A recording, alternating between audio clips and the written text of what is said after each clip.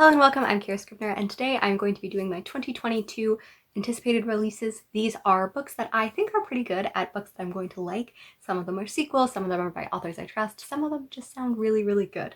So I'm not going to go into huge descriptions. I'm mostly going to tell you the vibes I have and why I want to pick it up, rather than being like, here's a comprehensive things, because that would take forever.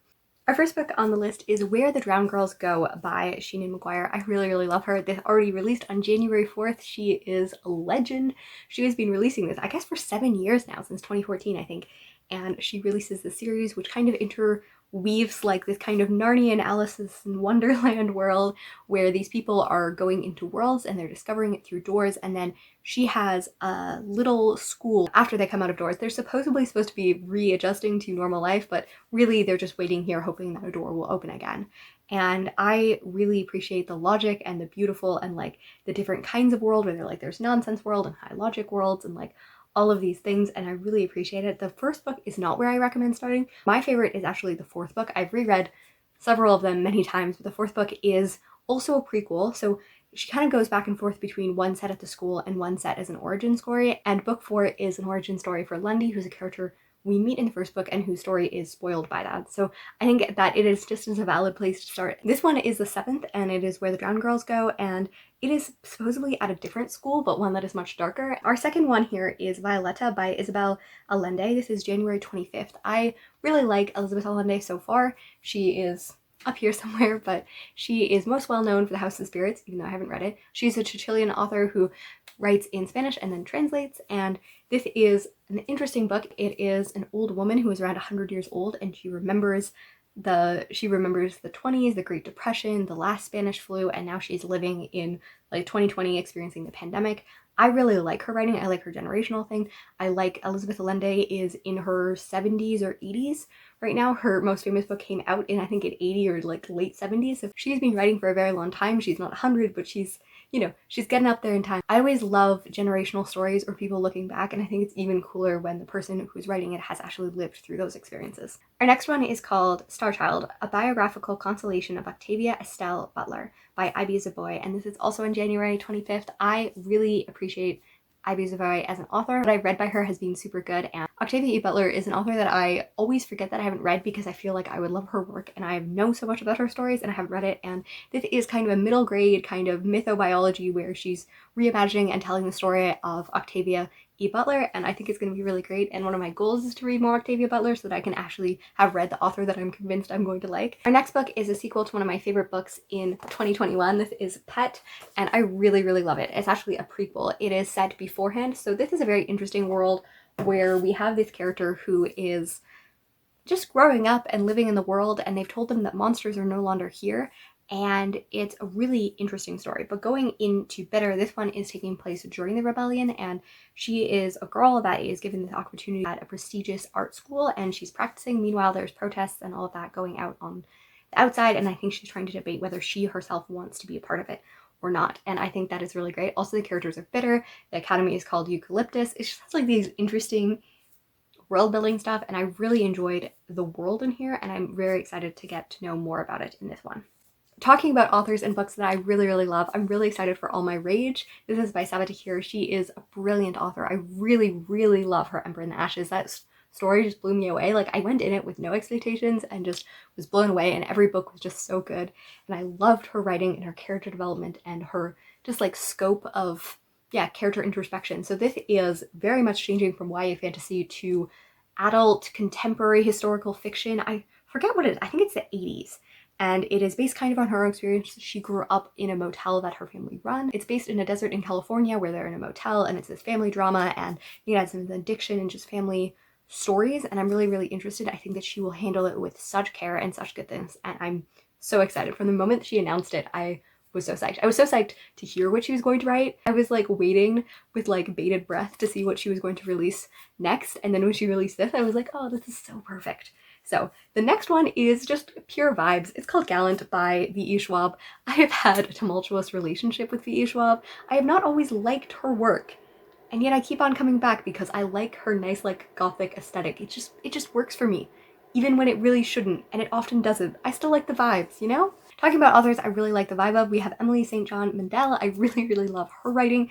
I have really loved Station 11, and Glass Castle probably like edged it out. It was just so well written. It has multiple like timelines and characters, and it always has Canadian stuff in it, which just makes me so happy. So this one is called A Sea of Tranquility. It comes out on April 5th, and it says Vancouver in 1912 to a colony on the moon 300,000 years in the future. I think it's 3,000 years in the future. Either way, it's gonna have some like pandemic stuff. It's gonna have some many characters through their lifetimes, and I just really loved it. I want to read her other books again. And I also want to read the Montreal one because I really love her vibes. Like, I don't know, some people don't like her books, and I'm like, it's just perfect. Omniscient, shifting characters, that is my stuff. And then for another sequel I'm just really excited for, we have Fevered Star by Rebecca Roanhorse. It comes out on April 13th. This is a sequel to The Black Sun, which I have ranted extensively about on this channel. It is such a well done, developed, wonderful story. It is based on Indigenous heritage and culture and mythology, and it has like the sea captain and these sacrificey people and these people who are priestesses, and the world is just so imaginative and beautiful. I really liked the characters, I like the dynamics, and I'm just really excited to see what the heck is gonna happen because things went down at the end of the first book. And then for a detour where I'm like not sure if I'm gonna like this, it really depends if I'm gonna pick this up. Book of the Night by Holly Black, which comes out on May 3rd. It is her first adult work, and it is trading magical manipulations. That's all I have written down. I really, really liked Holly Black's series with The Folk of the Air. The Wicked King is my favorite. I just thought it was so brilliant and so well done. I haven't had a lot of interest in reading her other books, so I'm interested to see if I will like this one. But like, yeah, her vibes work really well, but this has been compared to Night House, which is just a book I hate. I didn't like it when I read it, and just the more I've gone on, the more I'm just like, I just do not like that book. 2022 is going to be my year because Sheen McGuire is releasing another book as well. This is Seasonal Fears, and it is a sequel to Middle Game, which was probably one of my top books of 2019. I think that is when it was released. I really liked the way that she explored characters. I liked the dynamics. I liked the world. I liked the, like, it's not gothic or anything like that. I don't know, just like, and it's not dark academia, but it's like, I don't know, just, it's the vibes. It's the vibes that are me. It has some omniscient narration, it goes through times, it has generational stories, you have people in the background and magic and people liking English and math and all of those things, and I really, really loved it. And I'm excited to see the sequel because she has not let me down yet. Apparently the summer is sequel season because we have A Prayer for the Crone Sky, for the Crone's Shy. And this is by Becky Chambers. This is a sequel to A Song for the Wild Built, and I picked this up on a whim because it was short and it sounded wonderful, and it was wonderful. It is about a monk who is traveling around because they have done a bunch of other stuff, and then they're like, well, maybe that wasn't, maybe I'll be a tea monk, and they go and travel the country and just serve tea and kind of counsel people, and it was really cute is not the right word, but like wholesome and caring. And then they're out in the nature because they're trying to figure something out, and then they meet a robot, and them and the robot become friends, and it's really interesting. I like really quiet stories that explore lots of things about humanity and the way that we perceive things. And one of my favorite tropes is seeing humanity from a stranger's point of view. Not like where it's like, ah, punny humans, but it's like, that's interesting. Why would you do that? Like, why is nakedness weird? Or like in The Giver, why is love? Like, what is love? What do you mean love? Like, what does this emotion mean? And I find those things really, really fascinating. And then for another whim, we have Daughter of Dr. Morrow, and this is by Sylvia Morena Garcia, and I am still convinced I will love her, even though I haven't loved either of her books. I don't know. I just saw Gods of Jade of Shadow like 4 years ago, and I was like, this is my book, and I still haven't read it, but I've read 2 other books, which I was like, this is gonna be my book, and they weren't, but I'm like, she's still my girl. I know it, so I'm tentatively excited about this because I think I will always read her books trusting that I will love one of them. And this is based on a book that I hated so much. Probably 2020? Yeah, probably 2020. This is one of my most hated books. It is so racist. It is like, it's like, let's just add like, I'm pretty sure H.G. Wells was like, let's add the most racist things you can do and just add scoop upon scoop upon scoop. Because the whole idea is that like they're engineering creatures and humans into the thing, but the only way you know that these humans aren't human is because they're acting like people that aren't European, and it's just like, it is unbearable to get through. It is like one of the worst books. If it was not like 3 hours on audiobook, I think I would have just ended, and I was like, and I was so excited because H.G. Wells has been an author that, like, again, I didn't love all of his works, but I didn't not love his books, and I was so excited for this one because it's like, who is God? And it was terrible. So like, I'm hoping that the daughter of Dr. Morrow is going to be like a feminist, non-racist book. One of the reasons that I'm excited for this is because the book Mexican Gothic, which I enjoyed parts of, and then just screaming like, oh, there's so much incest and incest babies and sacrifice. I'm sorry if that's spoilers, but I don't think that aspect should be spoilers because like, it was horrific for me. I like horror, I do not like body horror, and that was a lot. It was a lot. Anyways, that whole book kind of deals with eugenics and in a very intense way. So this book also deals with eugenics in a terrible way. So maybe she'll be able to have good commentary on a book I hate, and this will finally be the book of hers that I learned to love with all of my heart. That would be really ironic. Moving in totally different directions, we have Silverborn, The Mystery of Morgan Crow. This is the 4th book by Jessica Townsend. It is going to be released on October 13th. This is the 4th book in her series. I really, really love it. It is middle grade. It is fantastical. She is a girl that is cursed and sent into a different world, and she just explores magic and makes friendships, and I love all of the characters. I laugh out loud throughout it. I love the whimsy. I love all of it. I know it doesn't work for everyone, but it really, really works for me. I'm excited for a lot of these, but this one might take the cake, and because this is Saga Volume 10, and this is the 10th book after 4 years? 3 years? It's been quite a while. I've been waiting since 2020 for the rebirth of this.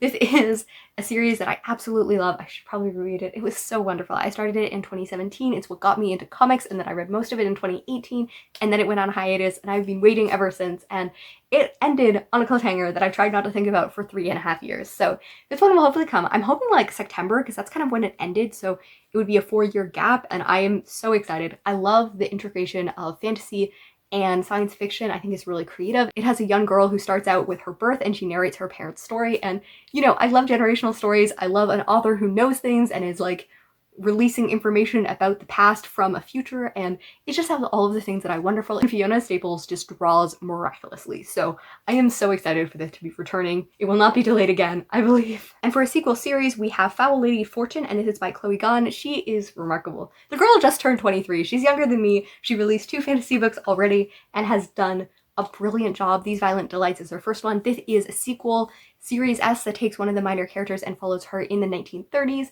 as a spy, I believe. We don't have an official release and plot summary yet, but I'm hoping that will come soon and it will just be wonderful. It does not have a release yet, but all of her other books are being released in November, so I'm assuming the November 8th, that tends to be the most popular for YA, I find. And talking about popular YA, we have Cursed. I just read Gilded by Marissa Meyer as my 2nd book of the year, and it was brilliant. I love Rumpelstiltskin. I love Marissa Meyer.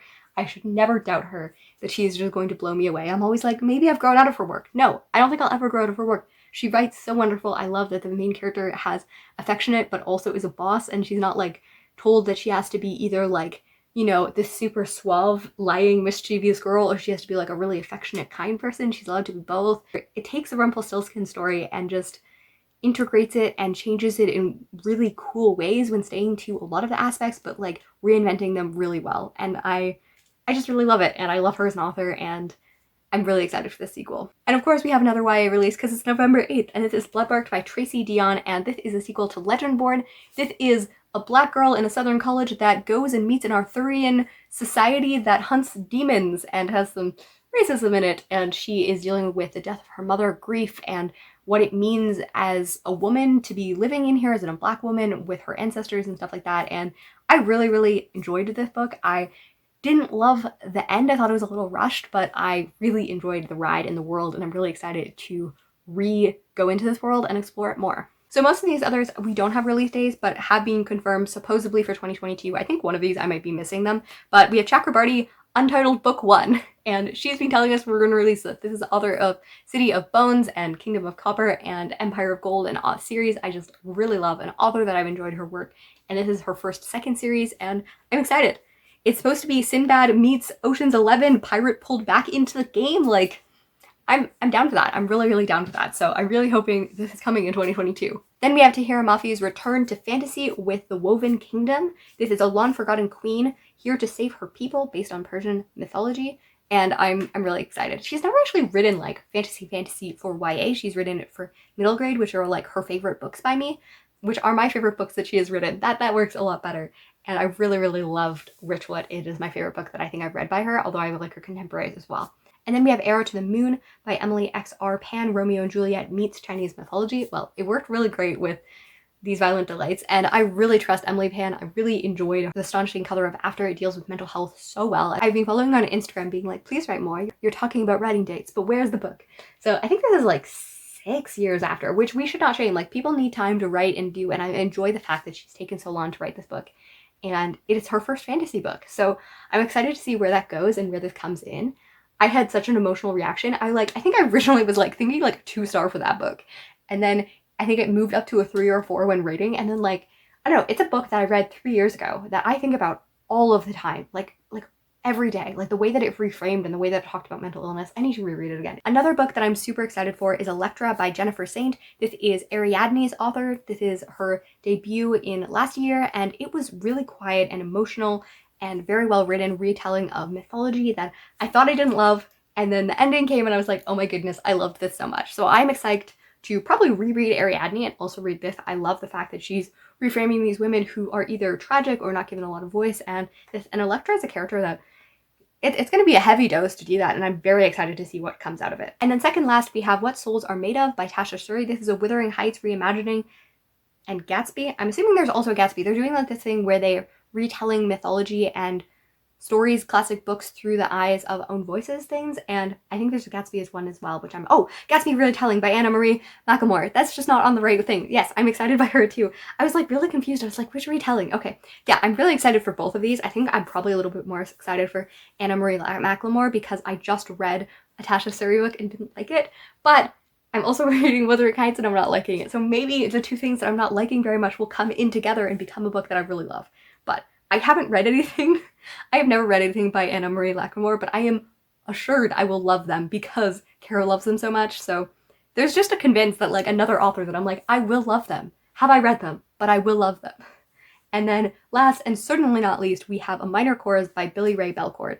And I loved this author's memoir/poetry collection of A History of My Brief Body, which was just remarkable. It talks about a queer Indigenous man living in rural Alberta, and he read part of this during a live stream that I watched, and it was really, really good. It was one of the entrants, and I'm super excited for this. It hasn't got a release date or a cover or anything, but I'm trusting you. I want this book in 2022, and I will leave it there. Tell me which books you're really excited for 2022. I love looking back at these. I will not read all of them, but I am really excited to read them and to hear people talk about them and all of that. And happy reading, and I will see you next time.